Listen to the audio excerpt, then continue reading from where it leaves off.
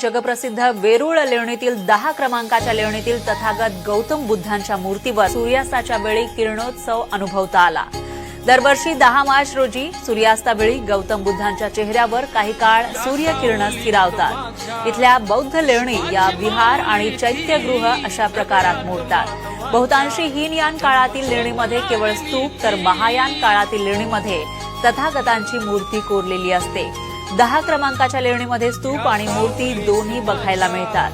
तथागतांची मूर्ती धम्मचक्र प्रवर्तन मुद्रेतील आहे। यांच्या एका बाजूला पद्मपाणी तर दुसऱ्या बाजूला वज्रपाणी हे बोधिसत्व आहेत। लेणीच्या भिंतींवर तथागतांच्या जीवनातील महत्त्वाचे प्रसंग कोरलेले आहेत। ज्या झरोक्यामधून सूर्यकिरण लेणीमध्ये प्रवेश करतात तो पिंपळाच्या पानाच्या आकाराचा आहे, तर त्याच्या बाहेरील बाजूला 6 गंधर्व आहेत।